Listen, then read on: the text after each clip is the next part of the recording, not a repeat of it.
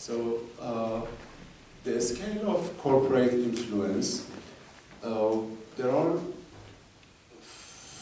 5.7 million businesses in the UK. And in terms of the definition to categorize large businesses, more than 250 employees or more than 30 million turnover, it's categorized as a large business. So there are like 8,000 large businesses in the UK, which is about less than 0.5%. And they have a massive, extensive global supply chain in different countries and in different continents. So for instance, Tesco's supply chain has more than working with 900 factories across 40 countries. Or, for instance, in Apple supplier ecosystem, there are more than 60 countries that they are part of the supply chain. So, through spending and procurement decision, all these large businesses, they can affect the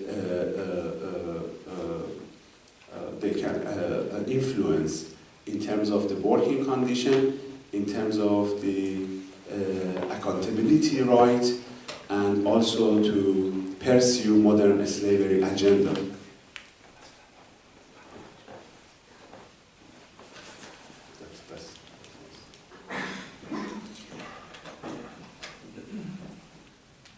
So, thank you very much. So, I want to make two examples, a sector example. First one is agriculture and food supply. So, in the UK, there are 45,000 seasonal workers per year in agriculture. So, labor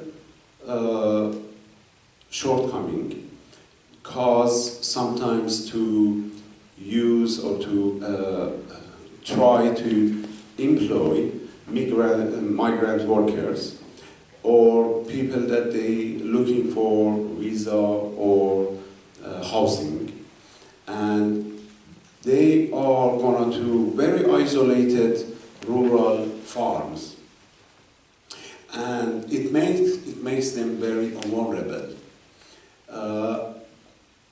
What sort of accountability we can looking for is that trying to create a social responsibility model which create a mechanism to support such workers, and also to create a reporting channel they can report or any kind of abuse that they face. So this helps us to have a more transparency, and specifically after tier 1 suppliers. So to get beyond this first suppliers, that's also very helpful. Another sector is mining, and how we can make sure that in mining sector, specifically because of the electrification, there is a high demand for cobalt, lithium, and very rare minerals. So across Africa, South America, Asia, that's the ground for child labor, forced labor, unsafe condition, and all vulnerabilities. Another solution that we can have in terms of due diligence is to mapping all the supply chain, to go to all the process to the mine level, and then to create an independent audit and traceability system, and trying to make partnership with local NGOs and or local communities. So that there is a evolving landscape in transparency and due diligence. So for UK Modern Slavery Act, which introduced into 2015, which is global leader at the time of that introduction. So enforcement is largely reputational. So mandatory human rights due diligence is not yet part of this act. But in the EU, there is a binding due diligence obligation.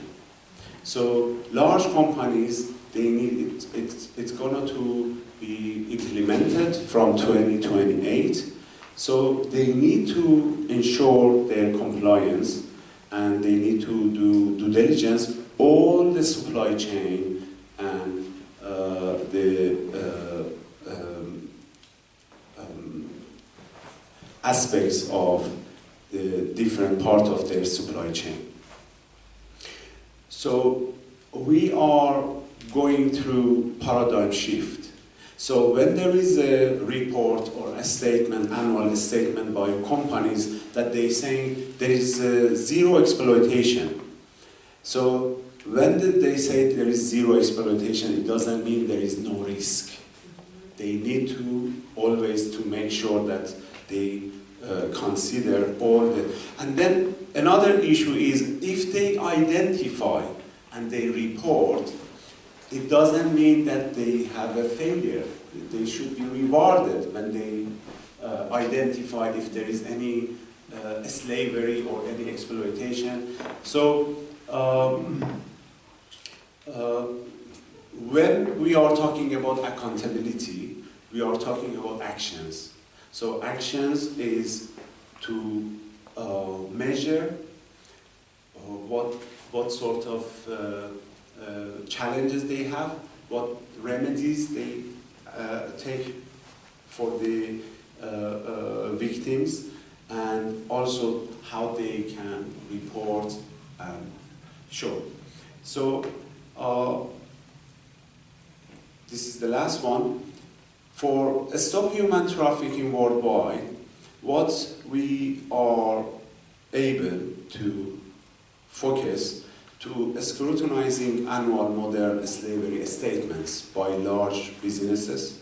We can promote stronger due diligence and ethical procurement, and also raising awareness across communities and institutions, and also to build more platform to support vulnerable workers.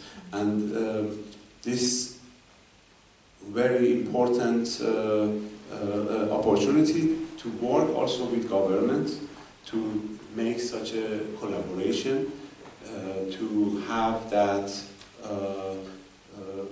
monitoring and also sharing data and intelligence. So